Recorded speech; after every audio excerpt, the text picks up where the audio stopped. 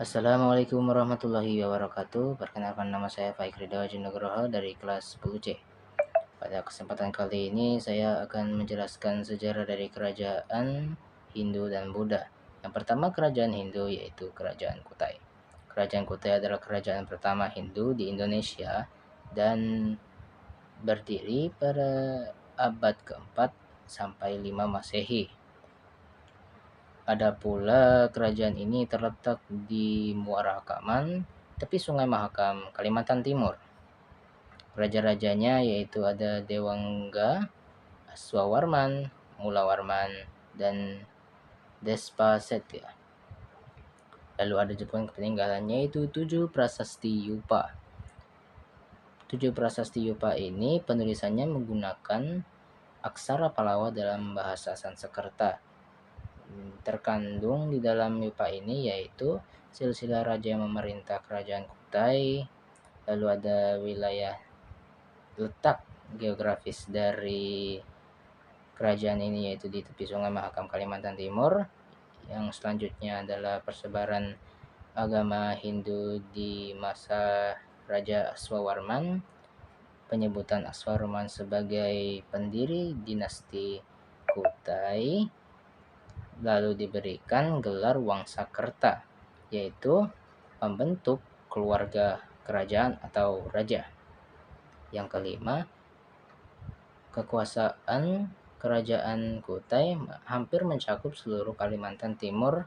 Yang keenam, kehidupan ekonomi kerajaan Kutai yang membuat rakyatnya makmur dan tentram. Dan 7, kebaikan Raja Mulawarman yang memberikan hadiah 20.000 ekor sapi kepada para Brahmana. Adapun kehidupan sosialnya yaitu mereka dapat membaca dan menulis menggunakan aksara Palawa dalam bahasa Sanskerta. Mereka juga menerapkan sistem kasta karena membaca dan penulisan itu hanya dapat dipelajari oleh para Brahmana dan ksatria, juga para kerabat-kerabat dari raja. Adapun kehidupan politiknya sebelum masa kejayaannya, sistem pemerintahan sangatlah tidak teratur dan tidaklah sistematis. Sedangkan di masa kejayaan yang dipimpin oleh Mulawarman, ia dapat menciptakan stabilisasi politik dalam kerajaannya. Bahkan di salah satu yupa disebutkan bahwa Mulawarman adalah raja yang bijaksana, kuat, dan baik.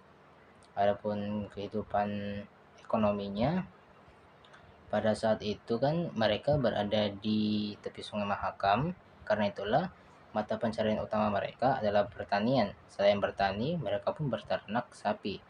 Selain itu, mereka juga mendapatkan penghasilan dari berdagang dari negara-negara asing dan dari pedagang dari negara itu juga. Karena saking kayanya mereka, bahkan Mulawarman yang pada saat itu berkuasa dapat memberikan 20.000 ekor sapi kepada para Brahmana sebagai hadiah. Adapun penyebab dari runtuhnya kerajaan Kutai ini adalah karena ia ditaklukkan oleh Kesultanan Kutai yang telah memeluk agama Islam. Raja terakhir dari kerajaan Kutai itu sendiri adalah Dharma Setia. Pada tahun 1635 dibunuh oleh pangeran dari kerajaan, Kesultanan Kutai, yaitu nama pangerannya adalah Sinum Panji Depana. Oke, sekian itu adalah penjelasan dari kerajaan Hindu. Kita sekarang maju ke bagian kerajaan Buddha. Kerajaan Buddha yang akan saya bahas di sini adalah Sriwijaya. Sriwijaya adalah kerajaan yang dibangun pada abad 7 Masehi. Dibangun oleh Dabunta Hyang Srijayanasa, dan raja-rajanya itu adalah ia sendiri, Dapunta Hyang Srijayanasa. Ada penguasa kejayaan kerajaan itu ya Bala Putra Dewa, dan di masa terakhir kejayaan kerajaan itu yaitu Sri Maharaja. Adapun peninggalannya yaitu Prasasti Kampunda Bukit, yang kedua Tulaga Tulong, yang ketiga Telaga Batu, yang keempat Kota Kapur, yang kelima itu Karang Birahi. Adapun dua candi yang ditinggalkan oleh Kerajaan Sriwijaya yaitu Biaro Bahal 3 dan Candi Muara Taswa. Lalu pun ada kehidupan sosial dari kerajaan ini, ya karena kehidupan sosialnya itu berada di sekitaran para pedagang, yang juga karena kerajaan Sriwijaya ini berada di jalur perdagangan, jadi bakal banyak sekali pedagang yang singgah di situ. Karena itu para penduduk Sriwijaya mulai belajar bahasa-bahasa Melayu kuno yang pada saat itu menjadi bahasa untuk berkomunikasi dengan para pedagang. Karena itulah mereka mempelajarinya dan bisa berkomunikasi dengan para pedagang. Lalu kita masuk ke kehidupan politik. Kehidupan politiknya ini dipenuhi dengan banyak sekali peperangan. Tapi ada pun juga memiliki hubungan yang baik dengan kerajaan-kerajaan lain. Bisa dibilang sangatlah baik. Contohnya, kerajaan Chulo dari India itu sangat berhubungan baik dengan Sriwijaya. Contohnya itu ada bukti bahwa pendeta yang dikirim dari Sriwijaya ke India, lalu para pendeta itu dibuatkan sebuah biara di sana. Lalu adapun kehidupan politik pada masa pembangunan awal didirikannya kerajaan itu yaitu Raja pertama Dapunta Hyang Srijayanasa. Ia dengan pasukannya yang banyak telah menaklukkan banyak daerah, misalnya dari Bangka Belitung, lalu ke Palembang, seluruh wilayah Sumatera Selatan, bahkan sampai ke bagian Jambi. Adapun Bala Putra Dewa yang menjadi raja yang mendorong kerajaan tersebut atau membawa kerajaan tersebut kepada masa keemasannya atau yang masa ke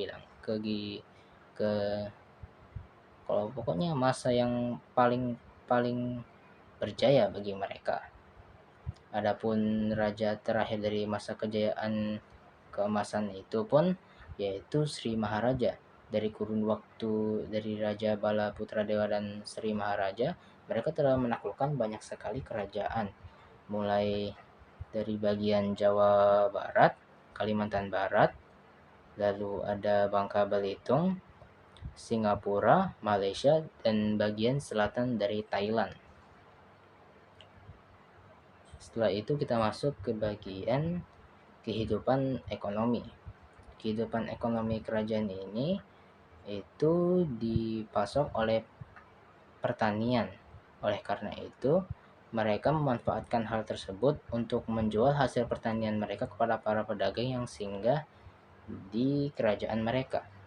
Karena hasil dari pertanian itulah para pedagang dari India dan Cina berdatang-datangan ke kerajaan Sriwijaya untuk mendapatkan hasil-hasil itu. Adapun faktor lain yang menjadi kenapa hal itu bisa sukses yaitu karena kerajaan Sriwijaya menaklukkan atau menguasai jalur perdagangan pada saat itu, yaitu Selat Malaka, Selat Sunda, Laut Natuna, dan Laut Jawa. Dan dengan mereka membangun armada laut yang kuat, karena itulah mereka dapat memiliki kehidupan ekonomi yang sangatlah baik.